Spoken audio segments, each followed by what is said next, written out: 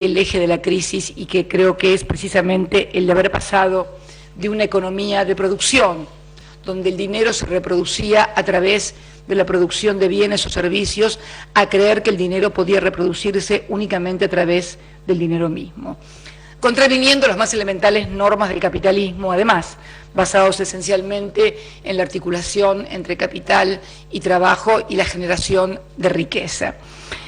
Cuando comenzamos a remontar la crisis del 2008, en el 2009 Argentina creció apenas a un 0,9, casi nada prácticamente, tuvimos un repunte de la economía mundial.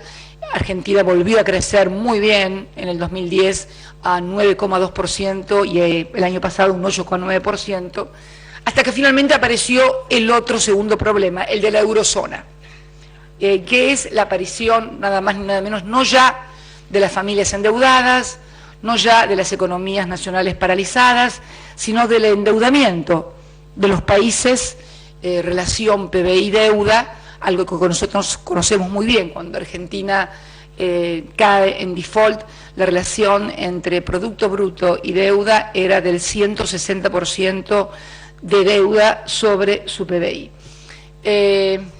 Esto ha ocasionado en la eurozona, en España, en Portugal, en Grecia, en fin, y no sabemos en qué países más, una verdadera crisis de deuda soberana, sumado también al hecho no solamente de la imposibilidad de los estados nacionales de seguir inyectando dinero a sus economías, sino que también el fuerte endeudamiento de las familias constituye también un fuerte freno a la economía. Deviene entonces lo que yo denomino ya no crisis económica, ustedes saben que Argentina es también miembro del G20, sino deviene en una crisis política, porque en definitiva, luego de ya más de 4 años sin encontrar la luz del túnel, cuando una situación económica no encuentra una respuesta, deja de ser un problema económico para convertirse en un problema político, por una razón muy sencilla. Los problemas económicos siempre fueron resueltos y encarados desde teorías, desde ideas y desde fundamentalmente concepciones políticas que orientaron y encauzaron conflictividades, porque en definitiva la economía es conflicto también de intereses, y le dieron un sesgo que podrá denominarse positivo o negativo para algunos, pero le dieron un cauce a la situación. Hoy estamos viendo una verdadera contradicción entre países desarrollados y países emergentes, contradicción bastante injusta, por cierto, y aquí quiero hacerme cargo como país emergente un poco de la representación de los países emergentes, porque hemos sido precisamente los países emergentes los que hemos sostenido la actividad económica mundial, el crecimiento de la economía mundial durante la última década. Las economías de los países desarrollados crecieron muy poco y fueron precisamente los países emergentes los que sostuvimos el crecimiento. A partir de esta crisis, nosotros, los países emergentes, y creo en esto interpretar a varios de mis colegas, sentimos que ante la imposibilidad de articular nuevas ideas, de articular nuevas salidas, los países desarrollados tienden a trasladar sus crisis a los países emergentes, sin advertir que precisamente somos los países emergentes los que podemos volver a reimpulsar la economía por una razón muy sencilla, porque tenemos un muy bajo nivel de endeudamiento en relación con nuestro PBI, porque todavía tenemos millones de compatriotas que incluir y por lo tanto que pueden consumir y activar la rueda del consumo, porque además el nivel de endeudamiento de las familias de los países emergentes es notoriamente más reducido que el de los países desarrollados. Por lo tanto, concebir como medidas proteccionistas las medidas de defensa que se hacen desde los países emergentes constituye, a nuestro criterio, un grave error. Creemos entonces que lo importante sería replantearse que los instrumentos con los cuales hoy contamos, que son fundamentalmente los instrumentos o los organismos multilaterales, que normalmente son en los cuales los países delegamos representaciones, sea Naciones Unidas para la conflictividad política, sea el Fondo Monetario Internacional para la Administración de las Finanzas del Mundo, sea Organización Mundial del Comercio para todo lo que hace a conflictividad comercial. Evidentemente no están dando resultados. No desde ahora, sino desde hace mucho tiempo. Ayer alguien recordaba en Georgetown el tema de la década perdida, y recordaba los bonos Brady en la década 80.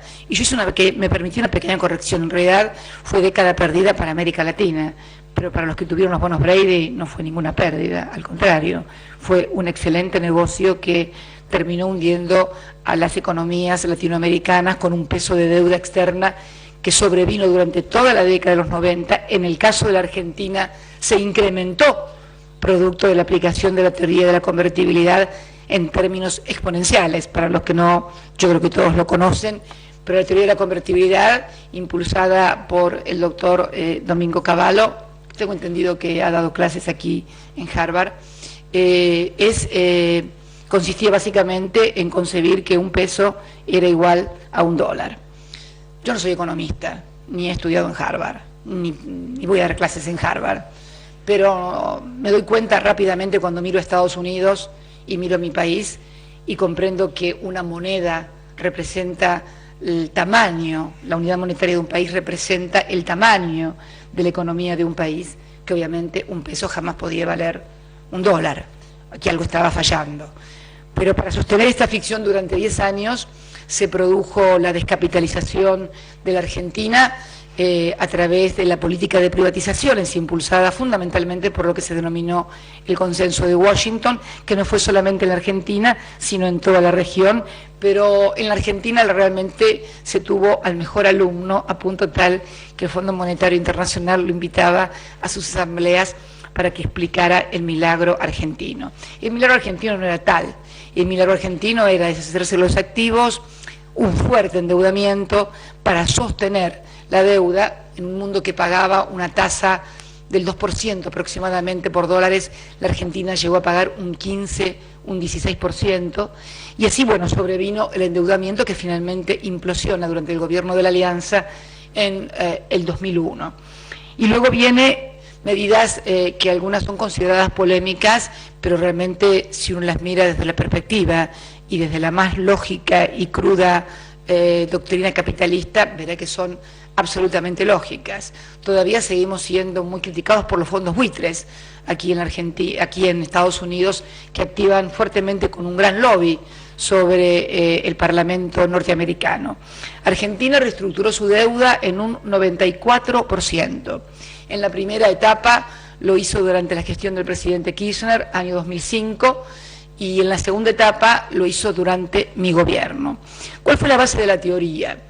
Bueno, cuando uno en un régimen capitalista va a un banco y coloca sus fondos, y en ese banco le dan un 20% de intereses, y en el resto de los bancos pagan el 2%, uno debe saber que es muy probable que ese banco pueda en algún momento no devolverle los fondos, porque si todo el mundo paga el 2% y en algún lugar te pagan el 20%, está claro que hay una teoría del riesgo que uno asume frente a una rentabilidad que es excesiva y que no se condice con la rentabilidad que dan otras instituciones. Algo muy parecido, casi exacto, pasó con la República Argentina.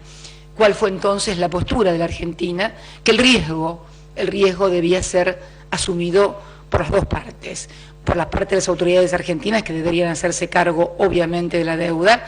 Algunos decían que no había que pagar absolutamente nada, nosotros decíamos que esto era absurdo, y también por parte de quienes fueron tomadores de o colocadores de esos dineros, y que yo creo que además en su gran mayoría, luego a través de la maniobra del megacanje y de blindaje, pudieron sacarlos de la Argentina 3 meses apenas antes de que se desplomara la Argentina. Realmente, inclusive cuando fue la segunda reestructuración, que nuestro ministro de Economía debió recorrer muchos pueblitos de Italia, porque en realidad en la primera reestructuración prácticamente no ingresaron ni Japón ni Italia. Esto significaba que, por ejemplo, era imposible viajar a Italia.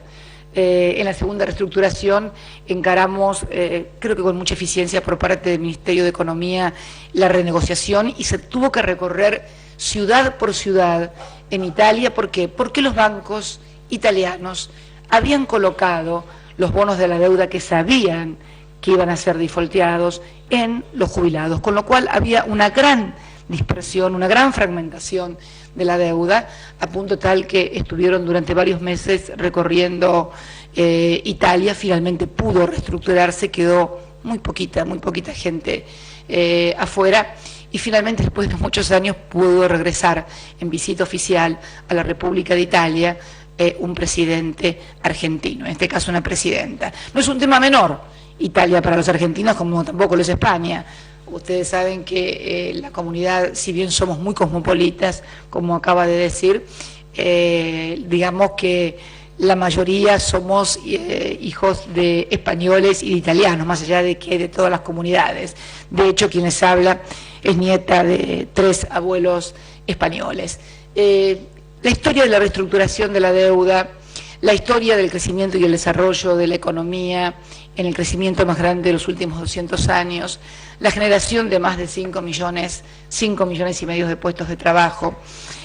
Usted definió como polémica también lo que fue la recuperación de la administración de los recursos de los trabajadores en las famosas AFJP, que también habían sido privatizadas durante la década de los 90. Prácticamente, desde que nosotros hemos retomado la administración de los recursos de los trabajadores, el Fondo de Sustentabilidad de Garantía ha crecido exponencialmente. Recibimos aproximadamente 98.000 millones de pesos y hoy estamos arriba de los 200.000 millones de pesos del año 2009 a la fecha en que nos hicimos cargo de esa administración. Durante los años que fueron casi 12 años que estuvieron a cargo de la parte privada, la administración de los recursos de los trabajadores, prácticamente hubo muy poco crecimiento, y lo que sí hubo un gran crecimiento en el cobro de las comisiones que cobraban las administradoras de pensión por administrar los recursos de los trabajadores, con un agravante. Al momento en que decidimos recuperar la administración de las AFJP, el 65% de las jubilaciones en la República Argentina eran pagadas por el Estado Nacional. ¿Se entiende? Se habían quedado con la crema del negocio y el 65% de los jubilados cobraban de parte del Estado, en tanto que solamente los jubilados de muy altos ingresos cobraban de las AFJP. Se dictó además una moratoria que permitió incorporar y duplicar la cantidad de jubilados incorporados al sistema previsional, de modo tal de que hoy la Argentina tiene la mayor cobertura de toda Latinoamérica en materia previsional. El 87% de las personas en la Argentina en condiciones de acceder a un beneficio jubilatorio o previsional tienen ese beneficio jubilatorio y previsional. Y el salario o el ingreso previsional pasó de 150 pesos a 1.000, a ver, alguien que me ayude de mi equipo, secretario legal y técnico, que ahora me fallan los números a esta hora de la noche, pero hemos aumentado más del 1.300%, hoy la jubilación mínima está en 1.800, 2.000, hemos llegado ya a 1.000, va a llegar a 2.200 ahora, perfecto. Como verán, también generamos, a partir de poder contar con los recursos de los trabajadores, el programa de inclusión social que Bernardo Klisberg, un cientista social que muchos de ustedes conocerán y habrán estudiado por sus libros, uno de los hombres más prominentes de la Organización de Naciones Unidas, ha catalogado como el programa de inclusión social más importante de Latinoamérica. 1.2 del PBI está destinado a la asignación universal por hijo, que se destina a aquellas familias que tienen hasta 5 hijos y que o bien no tienen trabajo o bien no llegan al salario mínimo vital y móvil al no estar registradas. Salario mínimo vital y móvil de nuestros trabajadores, que también es el salario más alto de América Latina, no solamente en términos nominales, sino en términos de paridad de poder adquisitivo comparado con el dólar. La disminución de la pobreza, la disminución de la indigencia, la igualación de derechos. Usted mencionó la amplitud de derechos que ha significado el matrimonio igualitario, un orgullo realmente, siendo el primer país en toda Latinoamérica que tiene esta verdadera ampliación de derechos, de la cual realmente me congratulo. Quiero decirle algo, fue la única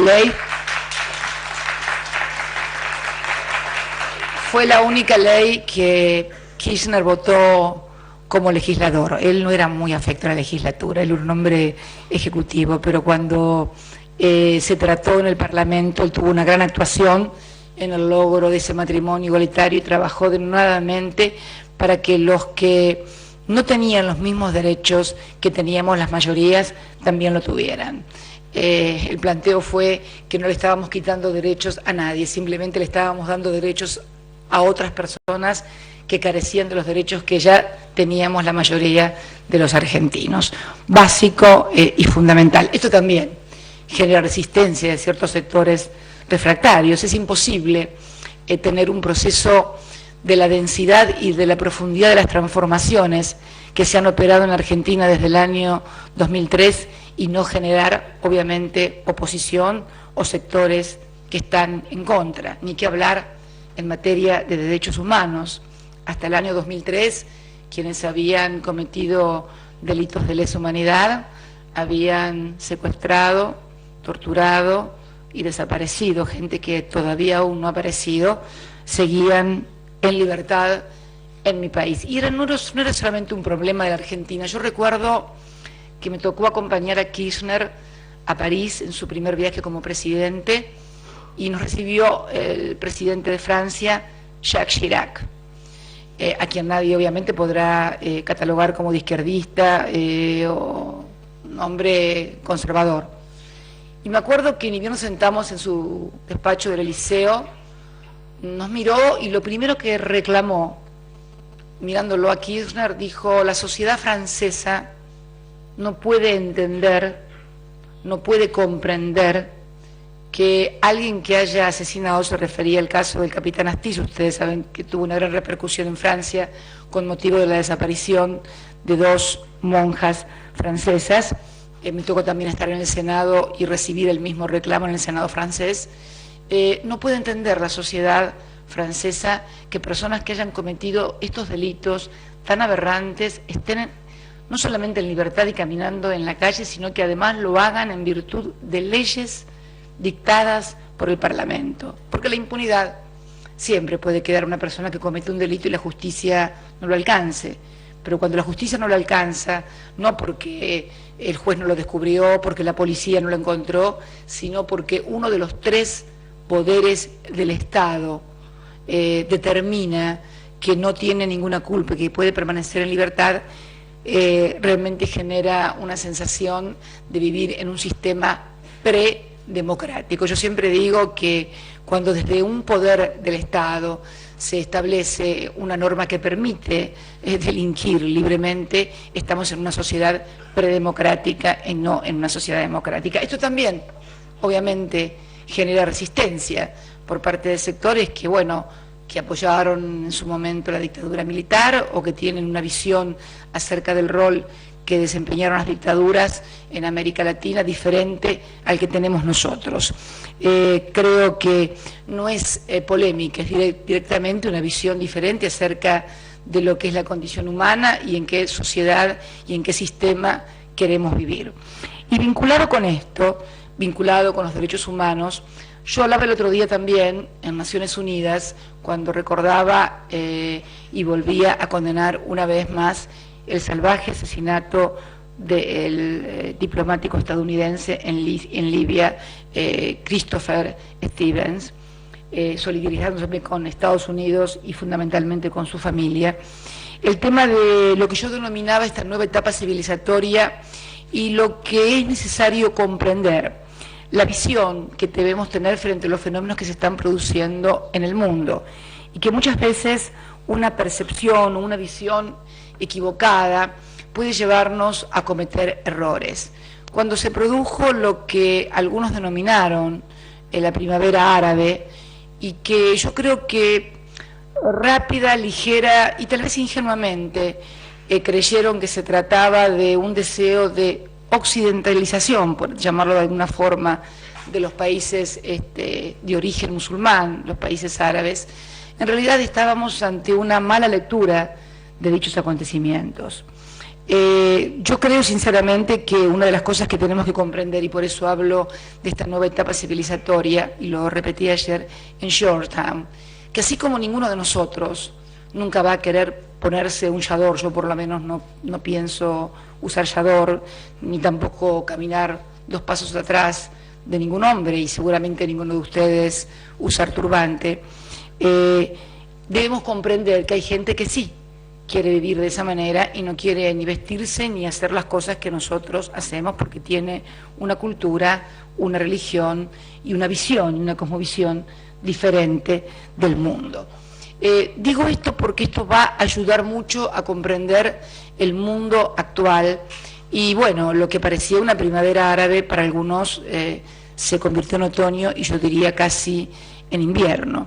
Esto nos obliga a todos a tener una mirada lo más amplia posible, lo más desprovista de prejuicios y con el mayor grado de apertura posible. Sobre todo lo digo en estos ámbitos académicos donde obviamente podemos discutir, podemos debatir, podemos comparar lo que está pasando en el mundo y al mismo tiempo ver cómo podemos utilizar esto, no desde la visión, desde el choque de civilizaciones que nos proponía Samuel Huntington, tampoco como el final de la historia, que también otro catedrático creyó que significaba la caída del muro de Berlín, y nos dimos cuenta que la historia no tiene final, porque dialécticamente el final de la historia es una profunda contradicción, pero sí que esta suerte de nueva etapa civilizatoria pueda a nosotros ayudarnos a reformular pensamientos, a reformular teorías y fundamentalmente a adaptar instrumentos,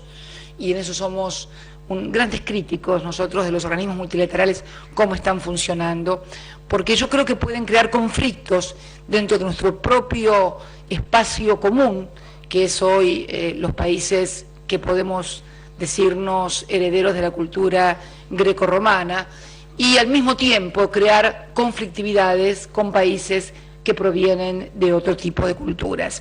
Y creo que la situación económica, además, va a tender a agravar esta cuestión. Cuando yo veo, por ejemplo, que suceden cosas en Estados Unidos, que se ejecutan las hipotecas y la gente queda en la calle, los bancos quedan con las casas vacías, la gente queda sin casa o sin trabajo, cuando veo que por allí se hace más hincapié en solucionar los problemas de los bancos antes que solucionar los problemas concretos de la sociedad a través de programas que vuelvan a inyectar dinero en la economía real, en la economía concreta, para volver a activar la economía mundial, veo que estamos realmente equivocando el camino. Nosotros partimos de nuestra humilde experiencia. Cuando decidimos la asignación universal por hijo, no solamente nos movió una sensación de justicia y de equidad, sino también, además de racionalidad económica. ¿Por qué? Porque los sectores de menores recursos, los sectores más vulnerables, son los que normalmente menos capacidad de ahorro tienen. Por lo tanto, todos los recursos que se colocan en los sectores más vulnerables, además de reducir la vulnerabilidad social y dar, en cierta manera, mayor equidad y mayor justicia. La equidad y la justicia sería que tuvieran trabajo y no necesitaran, por supuesto, ayuda del Estado. Es que realmente estamos activando la economía a partir de ayudar a estos sectores. Si además vemos la formidable concentración de ingresos que se ha producido en las últimas décadas. Aquí en Estados Unidos puede observarse claramente un país en donde la clase media era la más amplia, el más amplio segmento. Hoy tenemos que el 1% de la población tiene el 25% prácticamente del PBI nacional y maneja casi el 40% de la economía nacional. La desigualdad también va creando sensaciones de injusticia, desigualdades que también se producen entre los países. Yo hablaba de esta conflictividad que se da ahora entre una suerte de guerra comercial y de monedas entre los países desarrollados y los países emergentes, que tiene que ser superada a través de no dobles estándares, sino de un equilibrio en serio en los comercios. Para darles un ejemplo, los paneles, el panel es un juicio que se organiza normalmente en la Organización Mundial de Comercio, en la OMC, contra prácticas que pueden ser catalogadas como proteccionistas. Cuando uno va a un panel de la OMC, un país emergente, de los 24 miembros, 22 pertenecen a países europeos que tienen subsidios agrícolas y proteccionismos y barreras pararancelarias desde hace muchísimo tiempo. Nuestro caso, la República Argentina, que ha sido acusada de prácticas proteccionistas. Nosotros hace décadas que no podemos ingresar carne argentina aquí a Estados Unidos, y lo es por razones fitosanitarias. Yo creo que no hace falta, usted mismo hablaba de la calidad de nuestros productos, así que me releva de la necesidad de explicar que en realidad estamos ante barreras proteccionistas, ante barreras pararancelarias que se dan en los países desarrollados, también en relación a los países emergentes. Finalmente, decirles que este crecimiento que ha tenido toda la región de la América del Sur, donde se han incorporado millones, yo quiero hablar no solamente de la Argentina, quiero también hablar de otros países, quiero hablar de Brasil, nuestro principal socio, al que también necesitamos que le vaya muy bien. Parte de que le vaya bien a la Argentina depende de que le vaya bien a Brasil. Brasil tiene un importante superávit con Argentina, como Estados Unidos tiene un importante superávit con Argentina y con Brasil. El embajador Argüello es un fatigador incansable cuando trata precisamente de desmontar estos prejuicios y estas barreras que pueden existir en algunos segmentos institucionales de Estados Unidos. Estados Unidos tiene con nosotros un superávit, siendo deficitario su comercio exterior, tiene un superávit cercano a los 4.000 millones de dólares con la República Argentina y 8.000 millones de dólares aproximadamente con el Brasil. Pese a que su cuenta corriente es deficitaria, su balanza comercial también es deficitaria, pero es moneda de reserva, emite dólares, por lo cuanto su déficit puede ser ilimitado. El problema es que está creando, con una desvalorización del dólar, también una revalorización de las monedas, y hoy, en este mundo sin precios, a partir de que se ha perdido la noción de competitividad, porque en definitiva hay una gran guerra de precios, de monedas, etcétera, necesitamos imperiosamente restablecer instrumentos globales que no son los que hoy están. Porque está claro que el Fondo Monetario Internacional no tiene ninguna solución para administrar las finanzas. De hecho, no ha podido controlar las finanzas de las últimas décadas en todo el mundo.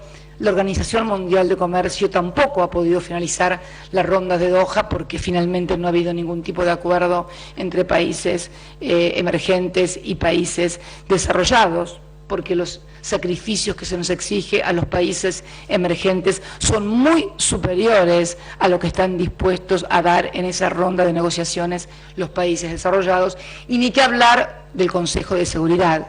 Y con el Consejo de Seguridad quiero terminar, porque precisamente la Argentina va a formar parte del Consejo de Seguridad a partir del año que viene, 2013 y 2014. Aprovecho también para decir que por primera vez va a haber una embajadora mujer de la Argentina ante Naciones Unidas, por primera vez en toda su historia, que también es un signo de igualación en los tiempos, en este caso con respecto a los géneros. Pero Consejo de Seguridad que ha permitido que quienes se sientan en el Consejo de Seguridad en carácter de miembros permanentes puedan no cumplir con las resoluciones de Naciones Unidas o violarlas sistemáticamente, como es en el caso de Inglaterra, en relación a nuestra cuestión, a nuestro conflicto sobre la soberanía de las Islas Malvinas, y sin embargo todo el resto de los países que no integran con carácter permanente el Consejo de Seguridad, tienen que respetar rigurosamente las reglas. Porque digo que también el Consejo de Seguridad ha perdido funcionalidad. ¿Qué debería ser el Consejo de Seguridad? El instrumento donde se solucionaran los conflictos en el mundo y no hubiera la conflictividad que, por ejemplo, hoy tenemos en Siria, en Medio Oriente, donde no se puede dar solución a las cuestiones. ¿Por qué? El Consejo de Seguridad nace luego de la Carta de San Francisco y luego de la Segunda Guerra Mundial. Cuando surge la Guerra Fría, el mundo se divide en un mundo bipolar y estaba el temor del holocausto nuclear. Entonces, todos los que podían provocar el holocausto nuclear estaban sentados en ese Consejo de Seguridad, que eran en definitiva los vencedores de la Segunda Guerra Mundial, y de esta manera neutralizar a partir del temor del uno con el otro cualquier amenaza sobre el mundo. El problema es que los que hoy amenazan en el mundo no tienen lugar ni siquiera en el Consejo de Seguridad, ni siquiera están en Naciones Unidas.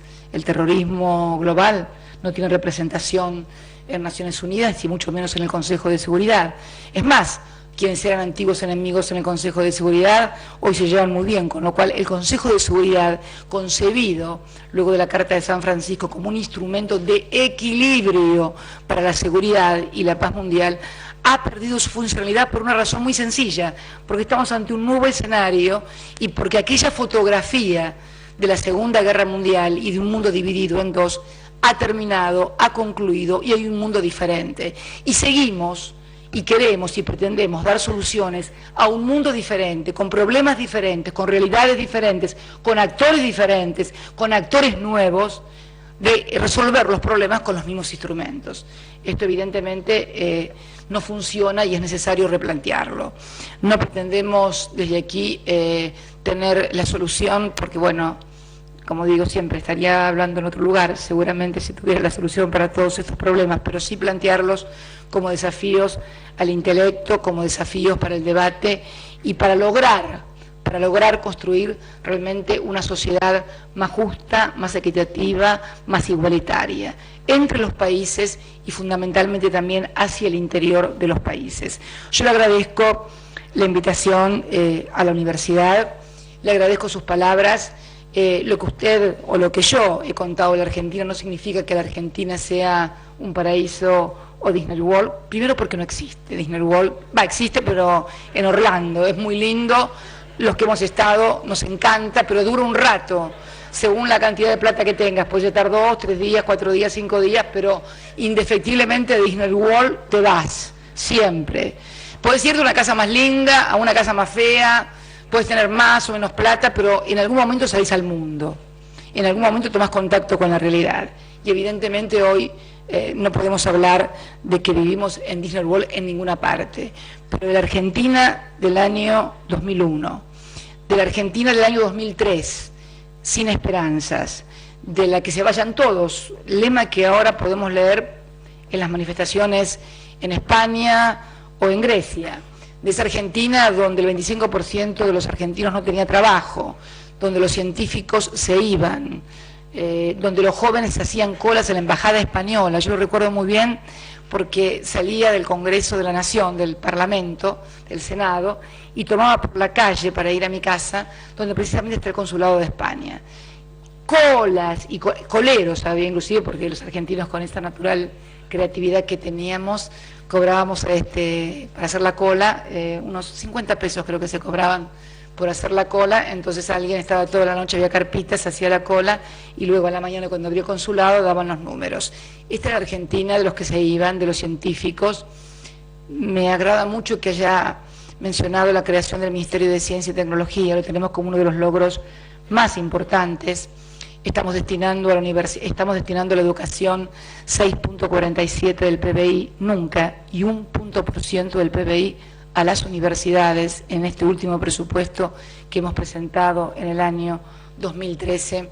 Hemos lanzado un programa como el de Conectar Igualdad, que es suministrarle a cada uno de nuestros alumnos secundarios de las escuelas públicas y gratuitas que tenemos, así como a las universidades. Yo soy una egresada de Universidad Nacional pública y gratuita. Uno de los pocos países del mundo donde las universidades son gratis y donde además se permite el ingreso, vienen a estudiar de todas partes de Latinoamérica también a nuestro país. Faltan muchísimas cosas, tenemos todavía un 32% de trabajo en negro, tenemos gente que no está registrada, tenemos 7,2, 7,3% de desocupación, habíamos llegado a un 6,9, pero subimos un poquito a partir, bueno, una cuestión estacional, pero también una cuestión de la crisis mundial. Tenemos hoy una cantidad de reservas. Y hablando de las reservas, usted mencionaba como medida polémica también que habíamos pagado con las reservas. No fue una medida polémica, fue una medida que polemizaron algunos que querían que nos endeudáramos. Fíjense qué gracia que teníamos. Nosotros teníamos y tenemos más de 40.000 millones de dólares de reservas que hemos juntado porque cuando Kirchner llegó al gobierno había 9.000, 10.000 millones de reservas solamente en el Banco Central, no había más. ¿Qué decidimos? Utilizar las reservas para pagar. Nos pagaban anualmente intereses al 0,8% por tenerlos depositados en Basilea. Y si queríamos ir al mercado de capitales para poder pagar la deuda, nos cobraban un 12, un 13%. Eso no es tomar la medida de pagar con reservas, más que una medida polémica, es una medida de sensatez y racionalidad económica. No se entiende que tenga 40.000 millones de dólares al 8% y salga a buscar 2.000 millones de dólares al 14%. Dicho sea de paso, la deuda del Corralito, que fue una de las causantes de aquellos días tan trágicos del 19 y 20 de diciembre, fueron pagados enteramente por este gobierno a partir del pago del Bodén 12. El último pago lo efectivizamos hace muy poco tiempo, 2.300 millones de dólares, y seguimos pagando la deuda de otros gobiernos, porque este gobierno no ha endeudado a la Argentina, al contrario, se ha producido un proceso de desendeudamiento inédito. Desde aquellos 5.000 o 6.000 millones de dólares con que comenzó la deuda en el proceso militar el 24 de marzo de 1976 y culminó en el año 2001 con el 160% del PBI, hoy la deuda del sector público con el sector privado es del 13% del PBI y la deuda en moneda extranjera es de un 8%. El resto de la deuda es deuda intrasector público, es decir, por títulos que tienen la ANSES u otros organismos del Estado Nacional. Un proceso de desendeudamiento inédito realmente y que termina con la severa restricción que significó para la economía el peso de la deuda externa. Yo creo que nadie que haya vivido en los años 90, 80 o 70, fundamentalmente 90 y 80, no haya escuchado la palabra afuera el Fondo Monetario, manifestaciones contra el Fondo Monetario cada vez que venía una delegación, porque simbolizaban la dependencia y fundamentalmente la imposibilidad de desarrollar políticas autónomas, políticas públicas autónomas que revirtieran el beneficio de la población. Reitero, no estamos en el mejor de los mundos, pero estamos en un mundo en el que hemos mejorado sustancialmente nuestra situación. Así por lo menos lo ha entendido la mayoría de los argentinos, porque, bueno, haber ganado luego de 8 años de gobierno con el 54,11% de los votos, revela que una mayoría más que importante del pueblo argentino considera que no es todo perfecto, porque nadie vota perfección, pero que hemos hecho una buena tarea, sobre todo porque además de ser un registro muy importante, fue el más importante después de Perón. Bueno, jamás hubiera pretendido sacar más votos que el general Perón, hubiera sido un atrevimiento de parte mía, no me lo hubieran perdonado, me hubieran tratado de heterodoxa, pero realmente es un gran orgullo, luego de 8 años de gestión, haber podido obtener este respaldo y después de las conflictividades que vivimos, porque nos tocó perder elecciones, nos tocó vivir conflictos muy graves, enfrentamientos, diferencias, fundamentalmente, como usted señalaba, con el sector agropecuario a partir de las famosas retenciones móviles. Miren lo que son las cosas. Hace pocos días acabamos de poner retenciones móviles a pedido de los productores de biodiesel, que son un sector agroindustrial, por las variaciones precisamente de los precios internacionales. Pero bueno, esas son etapas superadas, conflictos superados, y lo que es importante es que tenemos que aunar esfuerzos, y a esto no me refiero únicamente a los argentinos, sino a la comunidad internacional, para lograr sobrellevar y superar esta crisis que está convirtiéndose decididamente en política. Pasan de gobiernos, como en el caso de España, del PSOE, y pasan a un gobierno de derechas como podría ser el de el señor Rajoy, y bueno, y ninguno puede dar respuestas, porque el problema no es ni de derechas ni de izquierdas. El problema es de concebir el crecimiento de un país como el único instrumento posible, y va a hacerlo con equidad, con justicia, y fundamentalmente, yo creo, a mi parecer, va a terminar más tarde o más temprano en una gran reestructuración de deuda por parte de los países, porque no les va a ser posible hacer frente al pago de tal nivel de endeudamiento, más aún con programas de austeridad y de ajuste. Por eso quería no solamente hablar de la Argentina, sino hablar del mundo. Hablar de la Argentina sería como pretender ser lo único en el mundo y no tener ninguna relación de dependencia ni conexidad. Hoy somos un mundo muy interconectado, muy interdependiente, y todo lo que pasa en un lado, de algún modo u otro, repercute en otro lado. Por eso el deseo ferviente de que los líderes de los países que hoy tienen graves crisis y que han sido responsables, en definitiva, sus dirigencias, de no haber advertido lo que venía, bueno, encuentren el camino y la solución, y estén más dispuestos a escuchar nuevas recetas, nuevos caminos, nuevas estrategias y nuevas políticas. Resulta muy difícil que los mismos remedios que causaron la enfermedad curen al enfermo. Está claro que hay que cambiar o de médico o de remedio, o de ambas cosas al mismo tiempo. Muchas gracias, y bueno, y ahora sí, escucho atentamente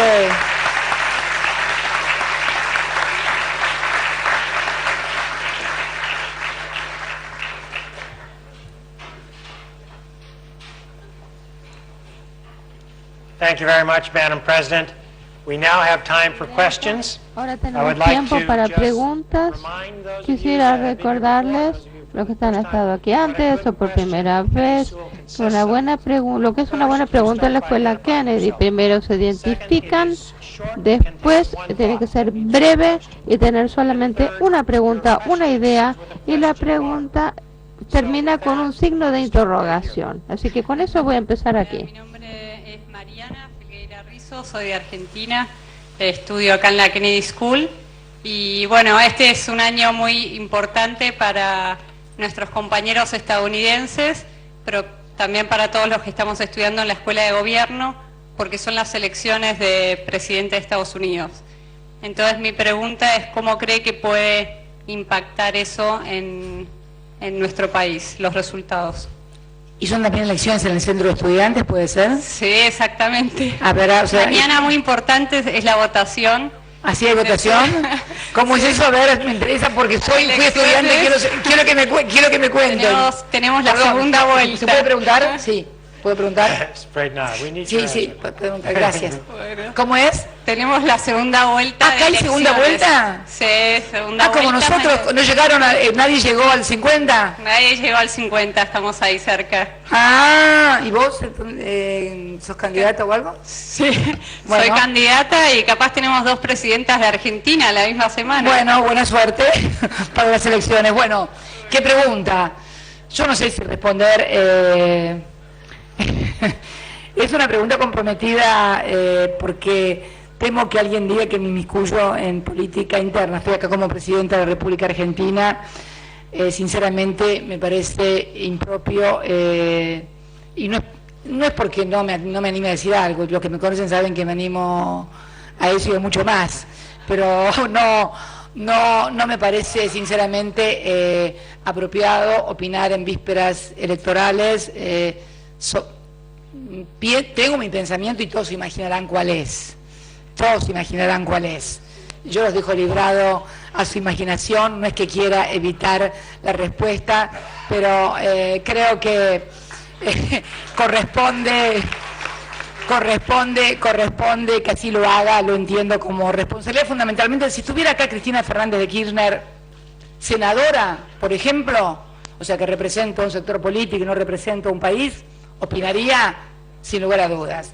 Pero quien está hablando es Cristina Fernández de Kirchner, representante de la República presidente de la República Argentina y representante de los 40 millones, de los que me votaron y de los que no me votaron, de los que me quieren y de los que no me quieren. Así que tengo que pasar la pregunta y esperar el 6 de enero. No, el 6 de noviembre, perdón. 6 de enero son Reyes. Next question right up here. Mi nombre es Jorge Mazal, soy estudiante acá en la Kennedy también, argentino también. Y la pregunta es, ¿por qué países como Chile, Brasil, Colombia y Perú pueden crecer y generar desarrollo económico sin cepo cambiario y sin inflación y en la Argentina no podemos lograr lo mismo? Bueno, en realidad el cepo cambiario es un título mediático. En la República Argentina, a diferencia de lo que sucede en Colombia, en Chile o en Brasil, es el segundo país en dólares después de los Estados Unidos. Después de Estados Unidos, el segundo país en dólares es la República Argentina. El Estado norteamericano estima que entre 1.300 y 1.700 dólares por habitante, frente a Brasil, por ejemplo, que solamente tiene 6 dólares por habitante y es la quinta o sexta economía del mundo. O sea, no hay ningún cepo cambiario, por otra parte.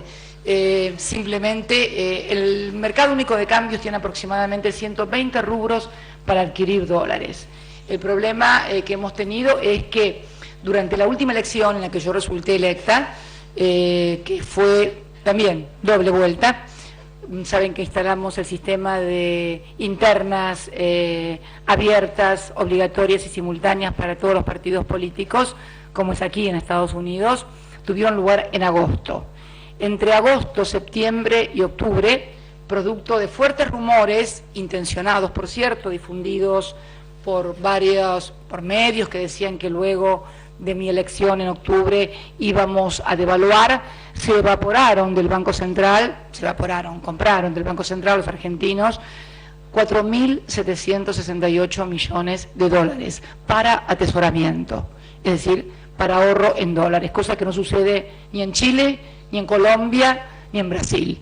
En Brasil los vas y querés pagar en dólares y no te los aceptan. En Brasil el precio de las casas es en reales y cuando vas a Brasil tenés que ir con reales para poder gastar. Lo mismo pasa en Chile y lo mismo pasa en Colombia.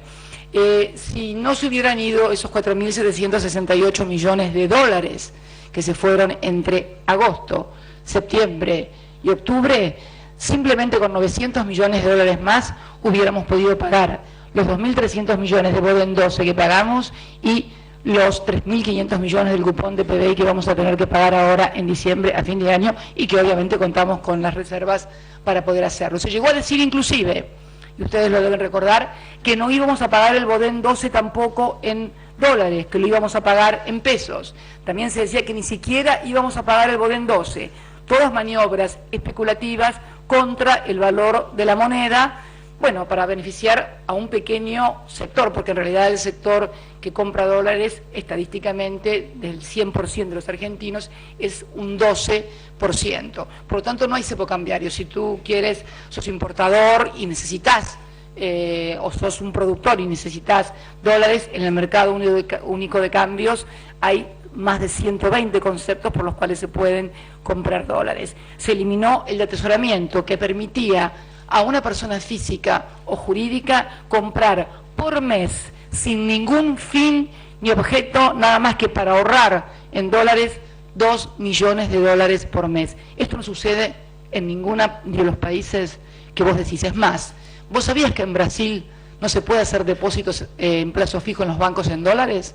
Si vos querés ir a Brasil y querés hacer un depósito en plazo fijo, no se permite. En la Argentina, sí está permitido. Me parece que hay un gran desconocimiento y mucho manejo mediático del tema. Yo creo que deberían por lo menos todos los estudiantes, informarse más de todo lo que pasa en estos países. Es más, voy a agregar algo más.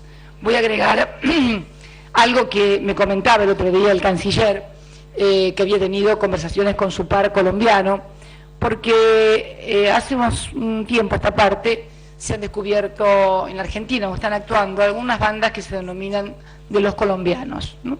Ciudadanos colombianos que, bueno, delinquen en la Argentina.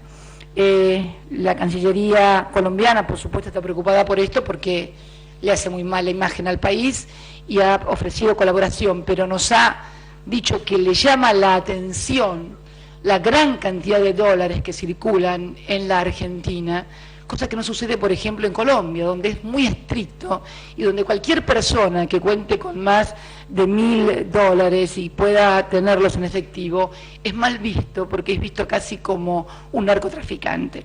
Yo comprendo que la Argentina tiene una fuerte cultura en el tema de los dólares, fundamentalmente a partir del 24 de marzo de 1976, cuando se hizo la ley de reforma de entidades financieras y comenzó un proceso de desindustrialización muy grande del país y se puso mucho acento en lo financiero y no en lo productivo. Y la etapa de la convertibilidad, los 10 años en los cuales había dólares, pero bueno, lo tenían porque después no tuvieron ni dólares ni pesos.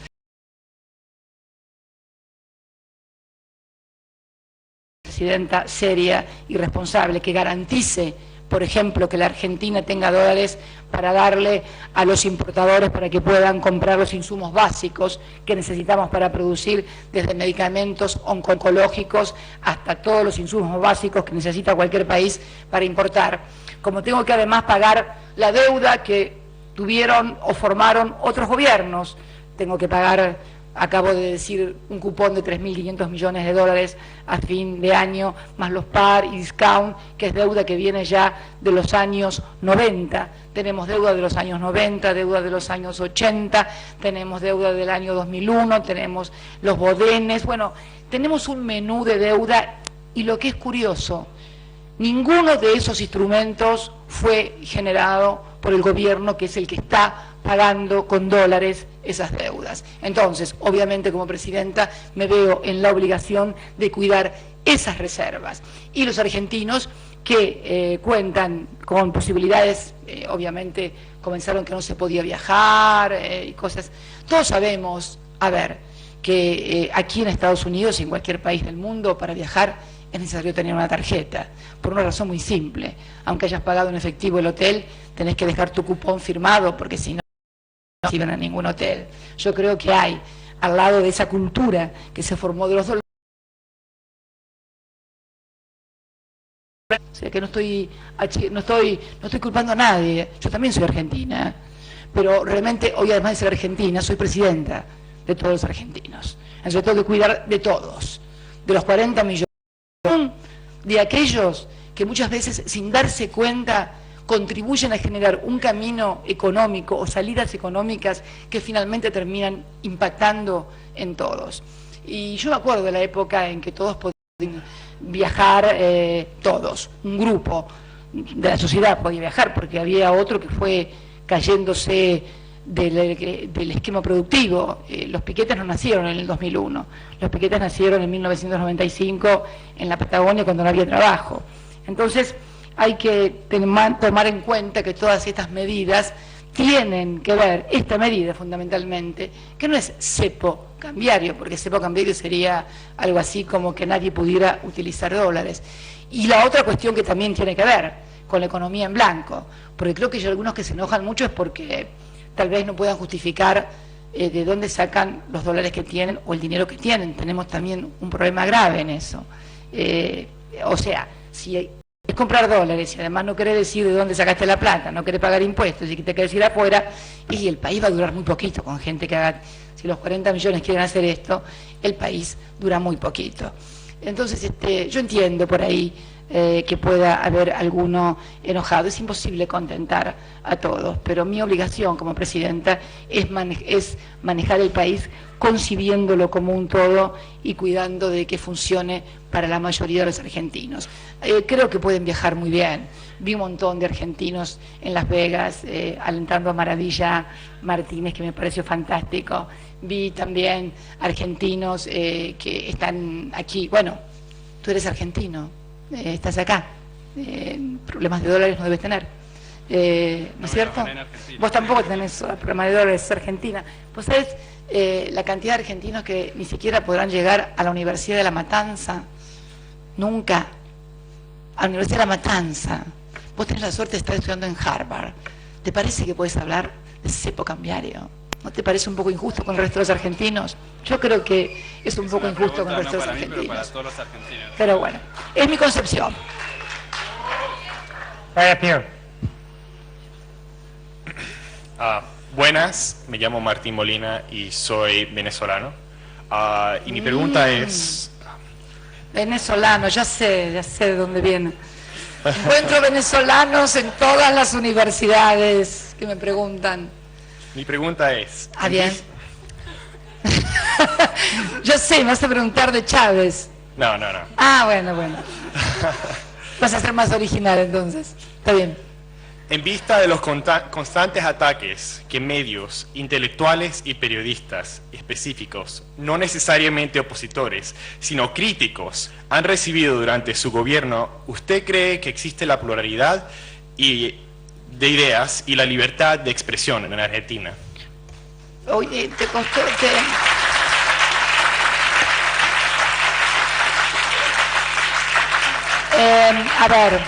A ver, yo creo que nunca hubo tan como ahora libertad de expresión en Argentina. A ver, en la Argentina nunca ha podido haber pasado, por ejemplo, lo que pasó aquí en Estados Unidos cuando una periodista del New York Times fue presa por no revelar la fuente cuando denunció que la esposa de un embajador era de la CIA. Se la llevaron presa por no revelar la fuente, periodista del New York Times. Esto en mi país no podría haber sucedido jamás. Primero porque está la Constitución que contempla la protección de la fuente. Segundo porque basta leer con cualquier diario o escuchar cualquier canal de televisión lo que dicen de cualquier dirigente, fundamentalmente de esta presidenta o de miembros de su gobierno. Y fue esta presidenta precisamente la que envió al Parlamento la ley para precisamente despenalizar a todo aquel periodista que estaba penalizado por calumnias e injurias, o sea, si alguien decía algo y se le hacía un juicio por calumnias e injurias y resultaba condenado, no solamente podía ser condenado civilmente a resarcir con una indemnización, sino que además podía ser encarcelado. Esta presidenta envió al Parlamento y el Parlamento lo aprobó, la despenalización de calumnias e injurias, de modo tal de que cualquier periodista pueda decir lo que se le da la gana de quien le venga en gana. De hecho, lo hacen todos los días y realmente yo creo que, sinceramente, debí leer la pregunta, seguramente no tenés buena memoria para recordar lo que me querés decir, pero realmente creo que hay mucha libertad en la Argentina, en serio, y vos lo sabés. Right over here. ¿Qué tal? Soy Juan Maquieira, de General Pico, La Pampa.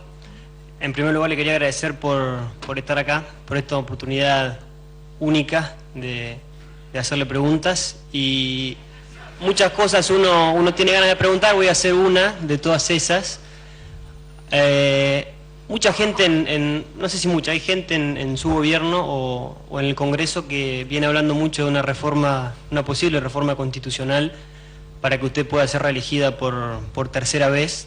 De hecho, hubo una protesta, en mi opinión, grande, no sé qué opina usted, hace poco, entre otras cosas, oponiéndose a eso en Buenos Aires y en todo el país. Y la pregunta concreta es, porque usted no se ha expedido sobre el tema, ¿usted quiere ser reelegida por tercera vez y quiere reformar la Constitución para eso? Mira, no se trata de lo que yo quiero, sino de lo que yo puedo o debo.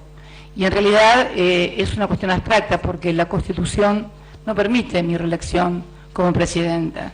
O sea, va más allá de lo que yo quiera o deba. En mi país se discuten muchas cosas.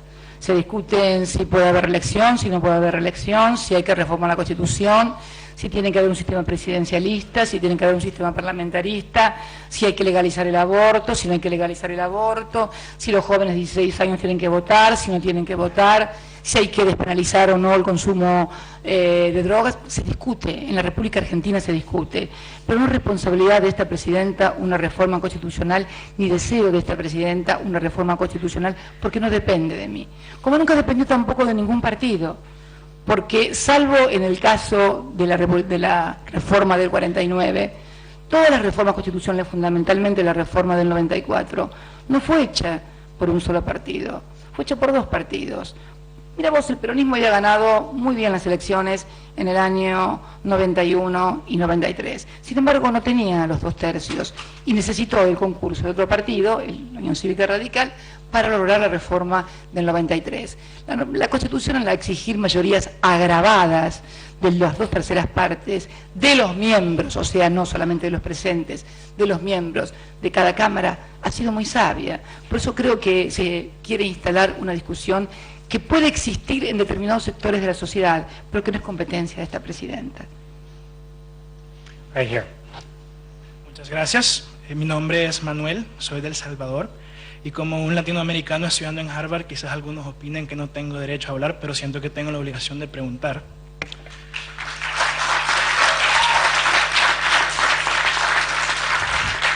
Perdón, yo no tengo nada que ver con eso, porque no soy de Harvard, así que no sé qué pasa en Harvard, que si no dejan hablar los de El Salvador o no, pero no tengo nada que ver.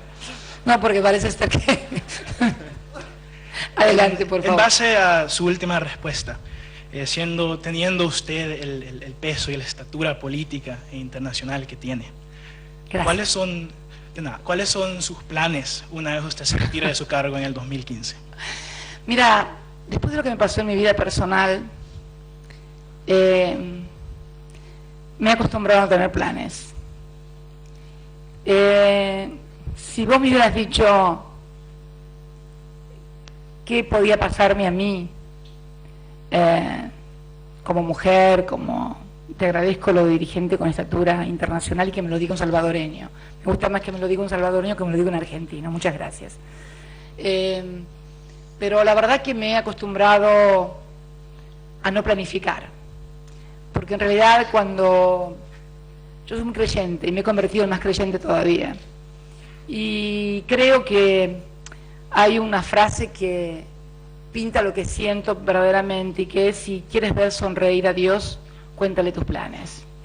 Y lo viví en carne propia. Yo jamás podría haber pensado que me iba a pasar lo que me pasó, y me pasó. Y eso me dio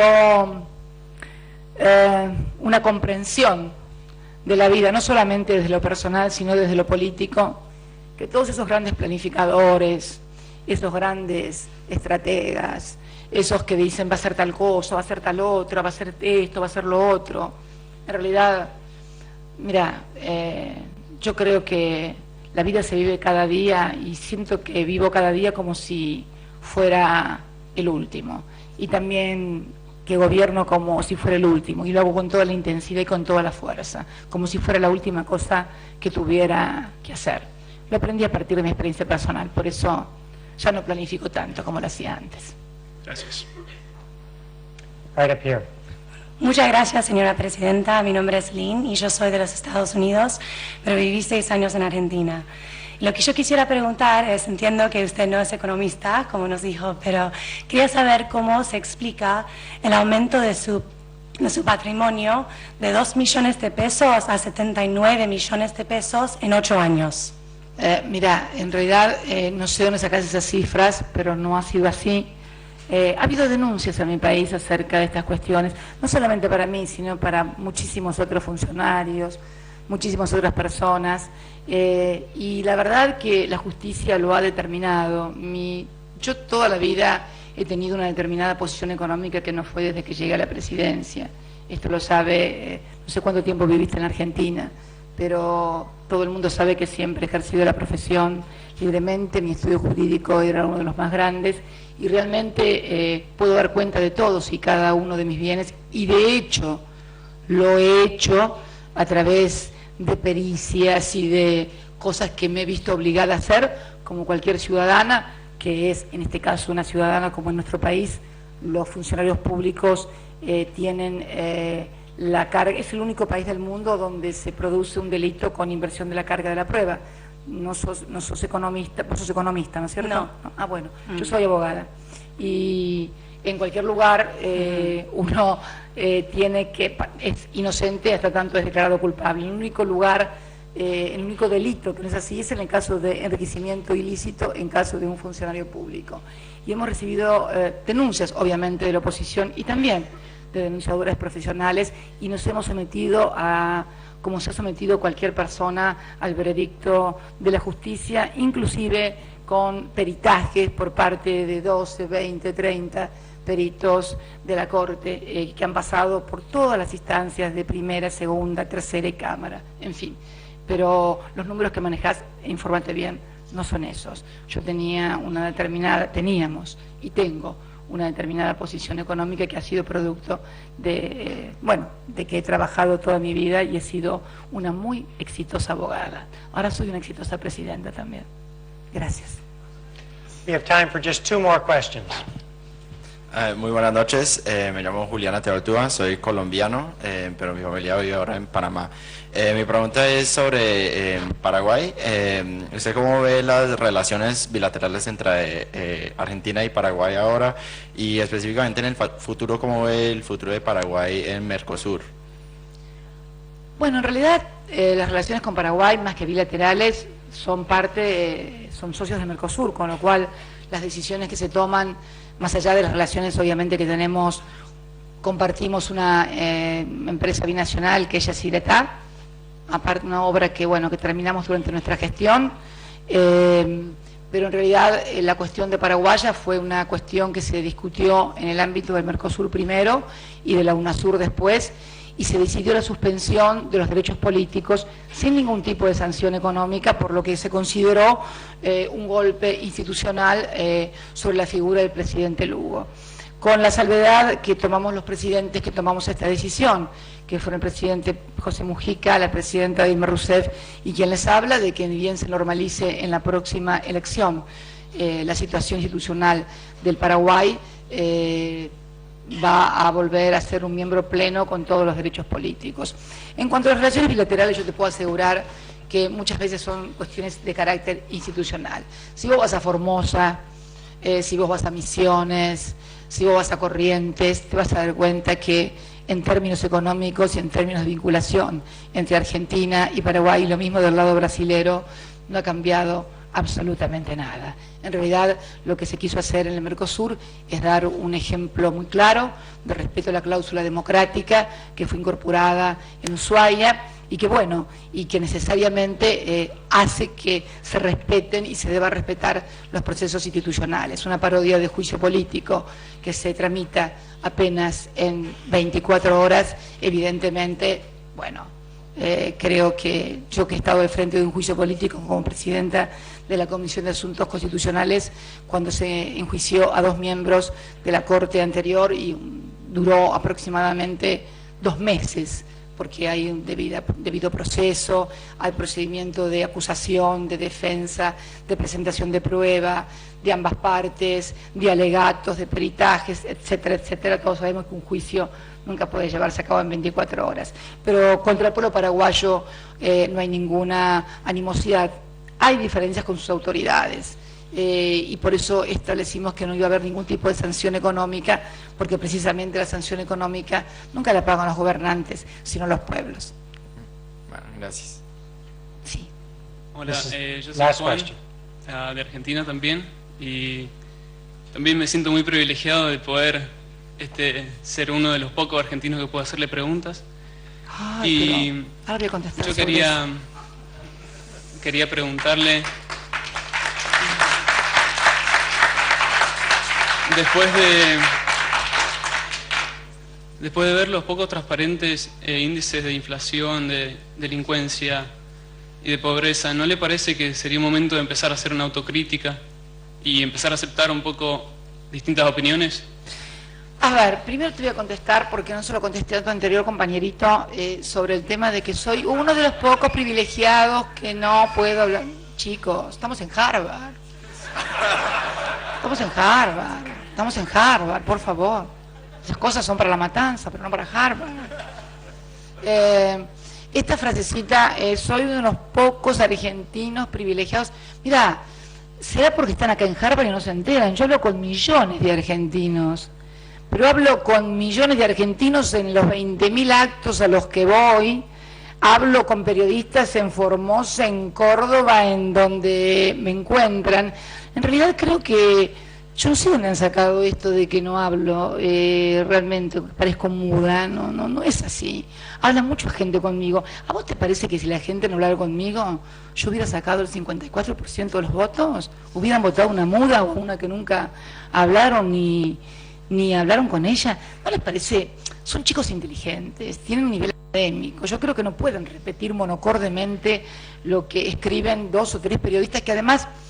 A ver, vamos a empezar a hablar un poquito en serio de lo que está pasando en Argentina en materia de medios de comunicación, que han dejado de ser medios de comunicación para convertirse en medios de oposición. Vamos, si quieren hablar de periodismo, vamos a hablar en serio de periodismo y de medios de comunicación y de regulación en materia de medios de comunicación. Ustedes viven en Estados Unidos, un país donde hay una fuerte regulación en materia mediática. Por ejemplo, en Estados Unidos nadie que sea propietario de un medio escrito, el dueño del New York Times o el dueño del Washington Post, puede ser titular, por ejemplo, de licencias de televisión o de audio. Mucho menos ser el único dueño de la única fábrica de papel de diario. Y además hay un determinado número de licencias que pueden tener en materia de radios, en materia de televisión o en materia de comunicación. Hace 3 años exactamente, y esto creo que la Escuela de Leyes y la Escuela de Gobierno es algo muy importante, yo les pido ahora a todos ustedes, levanten la mano los que saben si se ha sancionado o no una nueva ley de medios en la República Argentina. ¿Alguien? Los que saben si se sancionó una nueva ley de medios. No, pero quiero que levanten un poquito más alto la mano para que pueda verlos, son los que saben. Bueno, saben muy poquitos, evidente. Yo te voy a explicar. ¿Vos sabés? Vos también sabés. Bueno, en el año 2009 se sancionó, se van a cumplir 3 años de la sanción de la ley de medios, que establece que no puede haber más de 24 licencias de cable y un número de, creo que de 4, no recuerdo, de frecuencia abierta. Y realmente hay hoy en la República Argentina una gran controversia porque el monopolio mediático que existe en la Argentina, que no solamente controla fábrica de papel de diario obtenida durante la dictadura, que además controla muchísimos diarios, se niega a cumplir una ley sancionada por el Congreso desde hace 3 años, con medidas cautelares, y bueno, finalmente la Corte ha fallado y ha determinado que el 7 de diciembre tiene que estar desinvertido, porque obviamente no se pueden tener 240 licencias de cable y 9 licencias abiertas, porque obviamente hay monopolio. Y si hay un lugar, y esto se llama la Escuela de Gobierno Kennedy, si hay algo que ha caracterizado a esta sociedad, es ser una sociedad con normas muy antimonopólicas y antitrust. De hecho, Microsoft, una de las empresas más grandes del mundo, ha sido muchas veces multada por desempeño monopólico. Bueno, en la República Argentina estas cosas no pasaban. La ley de medios se sancionó además con una participación nunca vista. Como se ve que muchos no la conocen, quiero explicarles que es la primera ley que se envía al Congreso luego de realizar un anteproyecto. Yo presenté un anteproyecto que además tampoco fue un anteproyecto que realizara yo, fue el de la Coalición Democrática, que agrupaba a numerosas organizaciones no gubernamentales, sindicatos, universidades, intelectuales, que formularon un anteproyecto de ley. Este anteproyecto de ley se discutió en más de 25 foros, universidades, sindicatos, a lo largo y a lo ancho del país. Se hicieron inclusiones, modificaciones y finalmente se mandó el proyecto de ley al Parlamento, que resultó aprobado por amplias mayorías que no solamente fueron de mi partido, sino también de partidos de la oposición, que establecía determinadas cláusulas de adecuación para precisamente evitar los monopolios, que en realidad es lo peor que le puede pasar a una sociedad, que un solo sector económico, porque además el periodismo ya no es como lo ejercía Benjamin Franklin o Mariano Moreno a la luz de las velas. Hoy todas las empresas son empresas económicas. El periodismo, que nació fundamentalmente como un ejercicio político, lo eran los revolucionarios franceses, que uno puede ver todavía en París la imprenta en donde producían su diario. Lo era Benjamin Franklin, que tenía el diario La Gaceta, uno de los padres de los Estados Unidos. Lo era Mariano Moreno, periodista fundador de La Gaceta comercial, donde también era periodista. El periodismo nació precisamente como un instrumento político. A partir de la mutación en grandes concentrados, conglomerados económicos, no solamente en nuestro país, sino en todas partes. Ustedes habrán escuchado del escándalo de Murdoch en Londres, en Inglaterra. Hay hoy en nuestros días, hablando de libertad y de periodismo, no sé si lo sabrán, pero hay varios periodistas procesados por la justicia argentina, junto a ex agentes de inteligencia, junto a ex jefes de la CIDE, junto a generales de la Nación, que hackeaban, como lo pasaba en Murdoch, en que interceptaban mails y comunicaciones telefónicas y utilizaban esto para presionar o para vender información.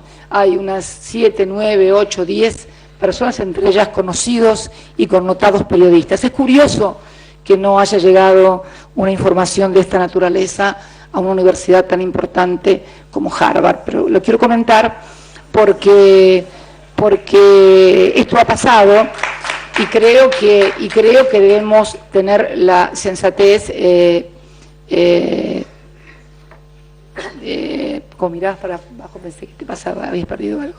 Quería decirte realmente que el problema que hoy radica es esto, o sea, no hay una libertad absoluta, tan libertad hay que hay un monopolio que no acepta la ley y no reconoce la autoridad, por ejemplo, de aplicación que votó el Congreso y que ha reconocido hasta la propia Corte Suprema de Justicia de la Nación.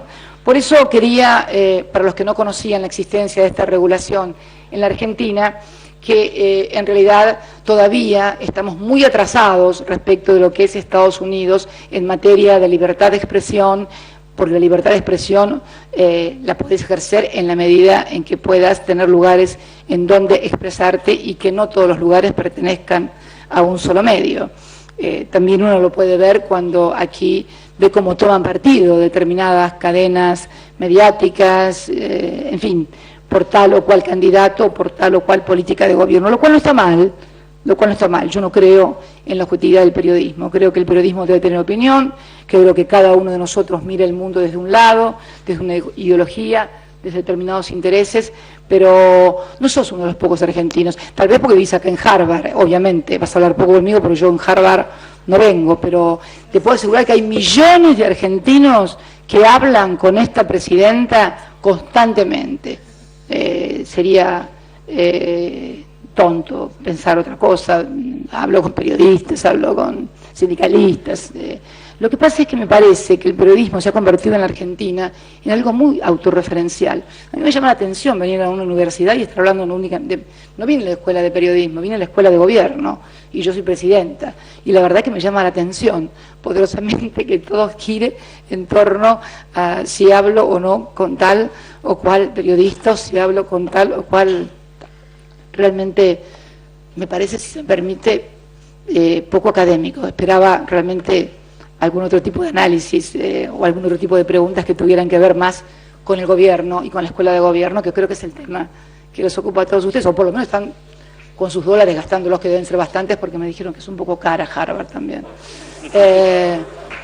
Aquí, así que bueno, nada, quédate tranquilo que hablo con un montón de gente.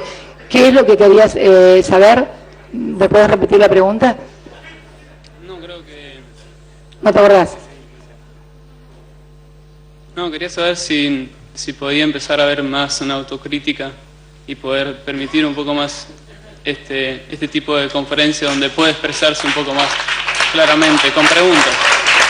A ver, mirá.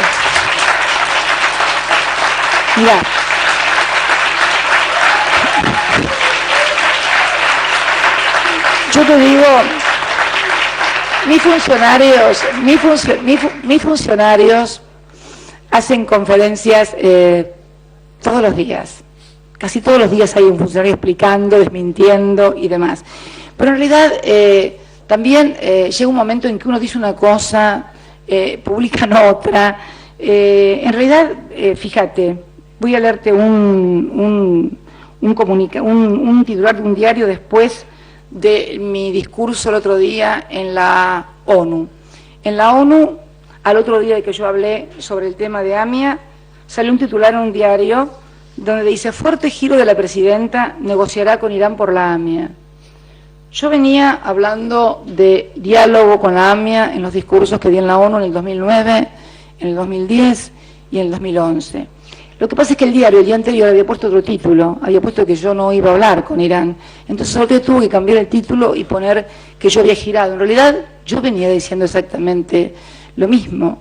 Y la verdad que uno está en Argentina y por ahí habla y dice blanco, y el otro día, pero no ya en conferencia de prensa, estoy hablando y digo blanco, y el otro día sale publicado: la presidenta dijo negro. Y esto se puede verificar totalmente. Yo creo que hay en realidad una percepción y creo que hay una toma de posición respecto de muchas cosas, pero quédate tranquilo porque hablo con todo. La última conferencia que di creo que fue cuando estuvo Hillary en la Argentina, ¿no? Fui con Hillary Clinton. Ahora, estar dando conferencias todos los días no me parece que sea la obligación de una presidenta. Yo tengo que gobernar. Y conferencias dan mis funcionarios. Mis funcionarios hablan todos los días. El Ministerio de Interior, el Ministro de Economía, acaba de ir el Viceministro de Economía, Axel Kicillof, a responder todas las preguntas del presupuesto. El titular de la FIP da conferencias de prensa permanentemente, el Ministro del Interior da conferencias de prensa permanentemente, el Ministro de Planificación da conferencias permanentemente. Ahora, me parece que esto me parece como un latiguillo, una muletilla. O sea, yo creo que puede haber muchísimas críticas que hacer, pero me parece que, o tal vez sea que no encuentren el lado por donde quieran criticarme, y entonces sea esto, pero sinceramente me llama la atención. No me enoja, está claro, porque yo a esta altura no me enoja, y además es feo enojarse, hace mal a la salud y te salen arrugas cuando te enojas mucho, así que no vale la pena. Paciencia y seguir adelante. Muchas gracias, querido. General Pico La Pámperas, ¿no? ¿General Pico La Pampa eras vos? No. De General Pico La Pampa o del archivo anterior. San Juan. Ah, de San Juan. ¿De qué parte de San Juan sos? De San Juan Capital. San Juan Capital. Qué bien. Qué bien que anda el país. ¿Cuánta gente del interior del país pudieron ser en Harvard? Anda bien el país. Sí. ¿Alguna otra pregunta más? Gracias. No. We need to quit now. No, sí, por favor, déjelo, pobrecito, que estaba por ahí. Y está con un papelito. Y está con un papelito. A ver, dale, léete el papelito con el que te viniste. No es para leer. Dale. Primero, en principal, bienvenida a Boston. Gracias. Yo soy de Salta, pero hace mucho tiempo vivo en Estados Unidos. ¿De qué parte de Salta? De la capital, Salta capital. Hermoso. Y a mí no sé qué título me pondrán los diarios, porque es una pregunta que no es picante o lo que ellos quieren que pregunte. No es sobre el pasado, sino sobre el presente. Porque hay diarios que quieren, sé que hubo muchos mails y sé que hubo periodistas que estuvieron haciendo las preguntas, pero también es parte de la libertad, es bueno. No nos engañemos tampoco entre nosotros, somos toda gente grande. Dale, te escucho. En un mundo muy complicado, y mis estudios son en negocios, no aquí en Harvard, pero respeto mucho esta institución.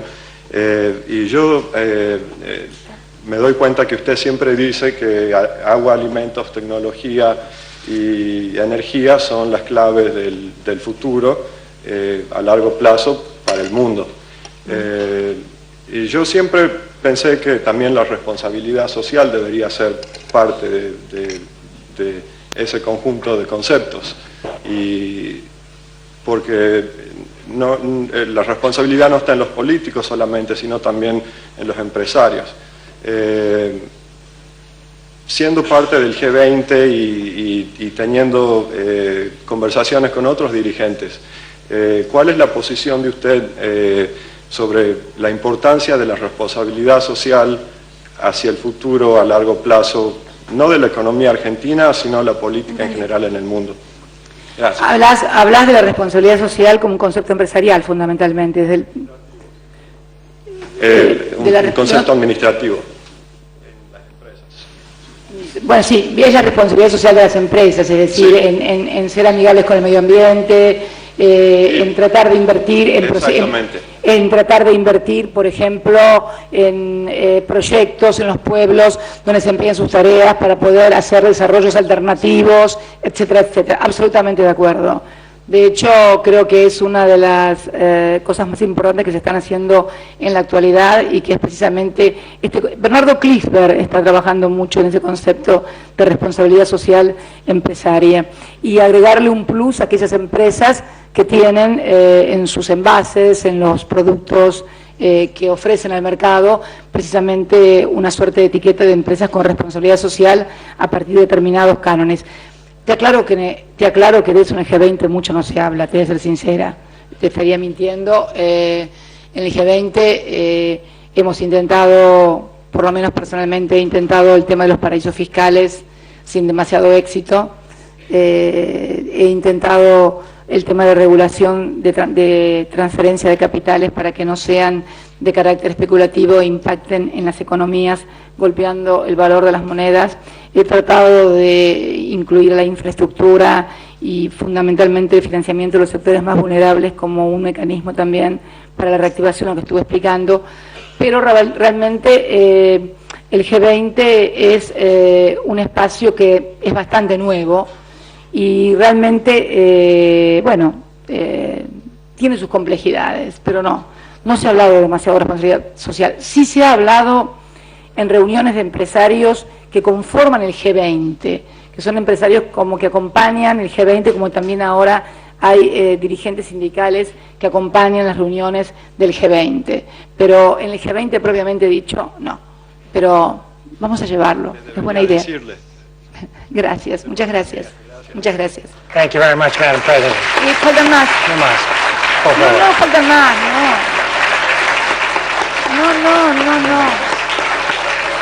¿El último? A ver. Last question. Aquí toca. A ver, el último. A ver. ¿Dónde? A ver. Ok, aprovecho la generosidad para hacerle una pregunta nada más. Hace poco el Instituto Nacional de Estadística en Argentina hizo alguna declaración en relación a que en un día un argentino podría comer con 6 pesos. Ya lo desmentí ayer. Hay un artículo que publicó la titular de la INDEC aclarando cómo habían tergiversado lo que había salido. Así perfecto, que... entonces cambio un segundo para aprovechar la oportunidad. Dale. No, nada más, habiendo discutido un poco todo sobre el de los derechos humanos y lo que nos comentó ahorita, yo me pregunto y cito un poco sus declaraciones, ¿por qué un ciudadano argentino tiene que tenerle un poquito de miedo a la presidenta? No, ¿ves? Esa es otra tergiversación, ese es otro tema que tergiversaron. ¿Qué es lo que dije? Exactamente, y someto a grabación, que traigan la grabación y la pongan acá. Al contrario, yo dije que los que me tenían que tener un poquito de miedo eran mis funcionarios. ¿Qué hizo Clarín? Editó la frase y puso que la que tenían que tenerle miedo a Dios y a mí. Yo dije que mis funcionarios tenían que tenerme un poquito de miedo a mí, porque hasta ahí estaba haciendo crítica, precisamente, mira vos, hoy que me pedían la autocrítica, estaba haciendo crítica de algunas gestiones o de algunas decisiones que no me parecían adecuadas y que hubieran sido mejores otras. No me referí a los ciudadanos. Además, realmente sería muy tonta si hubiera dicho eso respecto a los ciudadanos. Ni siquiera sería mala, sería tonta. Y yo la verdad que no creo que vos creas que yo sea tonta, ni mucho menos. Me referí específicamente a mis funcionarios cuando dije eso. Te invito a que veas el completo, te voy a mandar el video completo para que lo veas. Bien. Ellos también son ciudadanos. Gracias. Muchas gracias.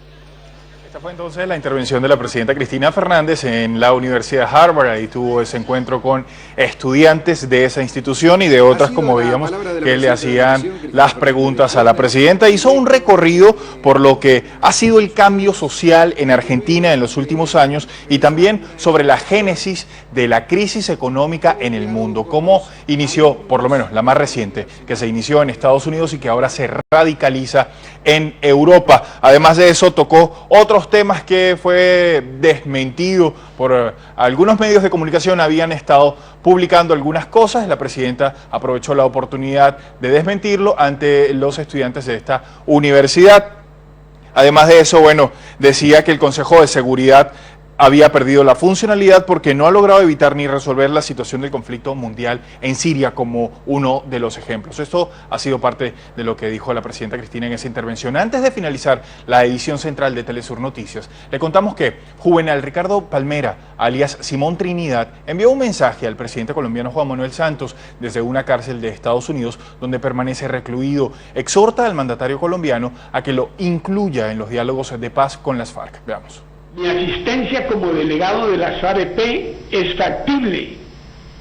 Basta una sencilla gestión política y diplomática de su parte ante el gobierno de los Estados Unidos. Usted lo sabe muy bien. Y de esta manera finalizamos entonces la edición central de Telesur Noticias. Le recordamos en nuestro sitio en internet www.telesurtv.net usted encuentra todas estas noticias de manera ampliada. También puede seguirnos en Twitter @telesurtv y escribirnos a través de contáctenos @telesurtv.net, que ese siempre es nuestro punto de encuentro. Ha sido un placer acompañarlos. Hasta pronto.